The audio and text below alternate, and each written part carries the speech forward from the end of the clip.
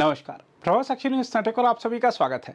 Quad के बाद अब ब्रिक्स समूह ने भी पहलगाम आतंकवादी हमले की कड़े शब्दों में निंदा करते हुए आतंकवाद को कतई बर्दाश्त न करने का दृष्टिकोण अपनाने तथा इससे मुकाबला करने में दोहरे मापदंड त्यागने के भारत के रुख को दोहराया है। घोषणा पत्र में ब्रिक्स नेताओं ने कहा कि हम 22 अप्रैल को जम्मू कश्मीर में हुए आतंकवादी हमले की कड़े शब्दों में निंदा करते हैं। साथ ही ब्रिक्स ने आतंकवादियों की सीमा पार आवाजाही, आतंकवाद के वित्त पोषण और आतंकवादियों को सुरक्षित पनाहगाह मुहैया कराने सहित सभी तरह के आतंकवाद से निपटने की अपनी प्रतिबद्धता दोहराई है। ब्रिक्स घोषणा पत्र में कहा गया है, हम आतंकवाद को कतई बर्दाश्त न करने की नीति सुनिश्चित करने और आतंकवाद का मुकाबला करने में दोहरे मापदंड को खारिज करने का आग्रह करते हैं। इसके अलावा पहलगाम हमले से जुड़ा एक घटनाक्रम यह भी है कि पाकिस्तान के पूर्व विदेश मंत्री और पाकिस्तान पीपुल्स पार्टी के प्रमुख बिलावल भुट्टो जरदारी ने कहा है कि यदि किसी व्यक्ति पर जांच के दायरे में आने वाले गंभीर आरोप हों और भारत उसकी मांग करे तो उसे भारत को सौंपा जा सकता है। इस पूरी स्थिति को रक्षा सुरक्षा मामलों के विशेषज्ञ जीडी बख्शी कैसे देख रहे हैं, आइए उन्हीं से सया समझते हैं। साथ ही उनसे यह भी जानेंगे कि दलाई लामा के विषय पर चीन जो राजनीति कर रहा है उसके मायने क्या हैं।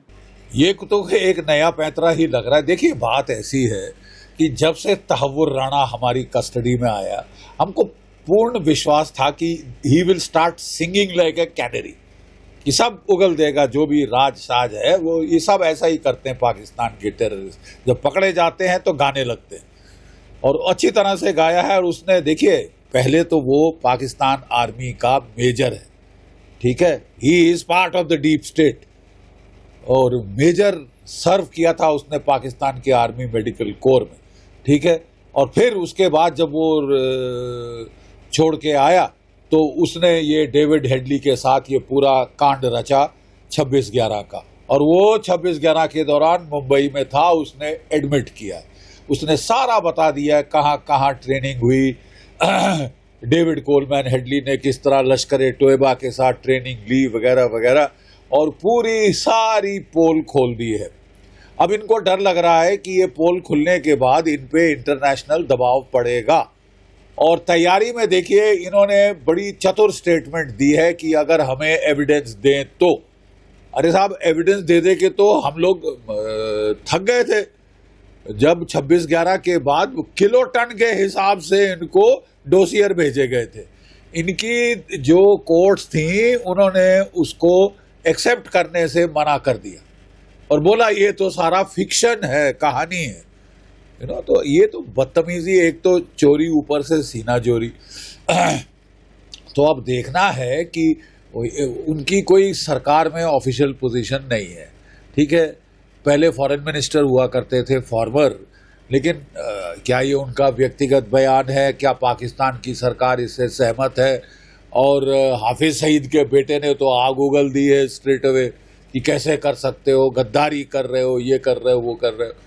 और पाकिस्तान की फौज के अफसरान जो डेजिग्नेटेड ग्लोबली टेररिस्ट थे, उनके फ्यूनरल पे वर्दी अर्दी डाल के सलूट मारने आए थे, और पाकिस्तान के झंडों में उनकी कॉफिन ड्रेप किए थे, और बड़े क्या कहते हैं, स्टेट फ्यूनरल दिए थे।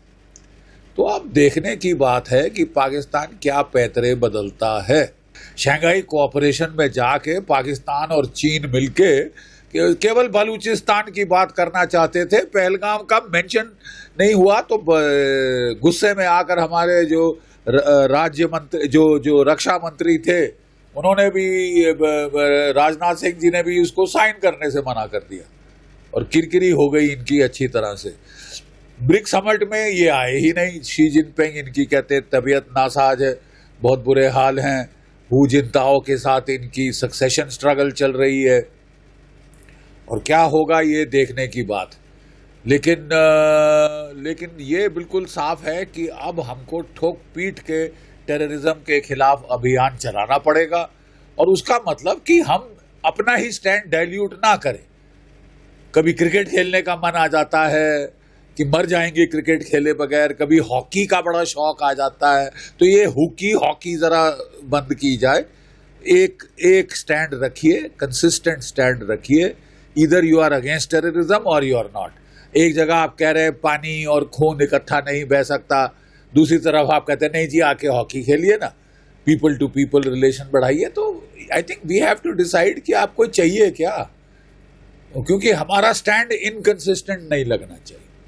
बहुत अच्छा है मोदी जी ने किया, that is the way to go. और ब्रिक्स के अंदर अच्छी बड़ा फोरम है दुनिया का, और खासी कंडेमनेशन हुई। और बेस्ट चीज ये है कि चीन वहां गया ही नहीं, तो उसको पता था कि वो अलग थलग और अकेला पड़ जाएगा। देखिए साहब, पॉलिसी बड़ी सीधी है, झूठ फरेब और सरासर लाइंग थ्रू देयर टीथ। ठीक है साहब, ये पॉलिसी है। 5 पलटनें भेजी थी अपने सिपाहियों की, नॉर्दर्न लाइट इन्फेंट्री के, वो कारगिल के दौरान, और उनको टेररिस्ट के भेष में डाला था। उनकी लाशें एक्सेप्ट करने से वापस कर दी। हमारे नहीं है साहब, हमारे नहीं है। उनमें से एक बड़ी बहादुरी से लड़ा, उसकी हमने जब देखा तो देखिए, चाहे कोई भी देश का कोई हो, बहादुरी बहादुरी है, हिम्मत हिम्मत है। तो हमने भी दाद दी, और हमारी सरकार, हमारे जो फौज थी, उन्होंने बोला पाकिस्तान को कि भाई बॉडीज ले लो। और ये आदमी जो था, ये बहुत बहादुरी से ये कर्नल लड़ा। कई अटैक इसने लीड किए और मारा गया, ये शहीद हो गया, लेकिन लड़ा बड़ी बहादुरी से है। तो हम आपको बताना चाहते हैं, ये सब बॉडीज ही नहीं ली। हाँ, उसको हाईएस्ट अवार्ड दिया था तब भी, और अब उसको शहीद का दर्जा दे रहे हैं, इतने साल बाद याद आए। आपको पता है इन्होंने ऑप सिंदूर में क्या किया? अरे जब हमने नूर खान का बंकर हिट किया, when we hit the Noor Khan bunker, command and control post of Pakistan Air Force Nuclear Command Authority, पर खच्चे उड़ गए, अंदर वेपराइज हो गए। कोई 100 से ज्यादा ऑफिसर टेक्नीशियन बैठे थे, मॉनिटर कर रहे थे ऑपरेशंस को, डायरेक्ट कर रहे थे ऑपरेशंस को। सारे जो उनके कंप्यूटर सर्वर भाप बन गए साहब। ठीक है, और वो फाइबर ऑप्टिक केबल लगाया था कि डंप कर देंगे डाटा सरगोदा में, वहां वो भी फेल हो गए, बड़ा नुकसान हुआ।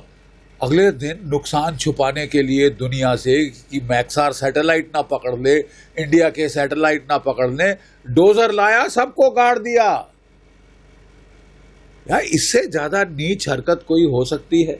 यार एक आदमी आपकी खिदमत में शहीद हो जाए, आपके मुल्क की खिदमत में, the least you can do is कि उसकी बॉडी को निकाल के बरियल दें, डिसेंट फैमिली को दें, ताकि वो भी मत्था टेक सके, उसको कब्र में दफना सकें, जो भी वहाँ पे उनको करनी है अर्चना वगैरह वो करें। नहीं साहब, गाड़ दिए, डोजर चला के उनकी कफन बना दी वहां पे, उनका जो कमांड पोस्ट था, ताकि किसी को पता ना चले कि ये हुआ है। ना सिर्फ नूर खान में किया, मुरीद में जहां ड्रोन कमांड पोस्ट था, वहां भी इन्होंने, जब उनको मारे गए अंदर सारे, और सारे इनके ड्रोन्स आसमान से गिरने लगे, क्योंकि कमांड एंड कंट्रोल ही खत्म हो गया। कंप्यूटर जो थे, कंसोल पूरे वहां पे जो कंप्यूटर सर्वर, वो सब ध्वस्त हो गए, भाप बन गए। ठीक है साहब, तो वहां भी डोजर चलवा दिया साहब। ये तो हालात है। अपने शहीदों को इस तरह ट्रीट करता है पाकिस्तान। मुझे नहीं समझ आता कौन इनके लिए कितनी देर तक लड़ेगा। अगर आप भी लेना चाहते हैं देश दुनिया की तमाम जानकारी, तो आज ही सब्सक्राइब करें हमारे चैनल को। साथ ही नीचे दिए बेल आइकन को जरूर दबाएं, ताकि हर अपडेट आप तक पहुंच सके।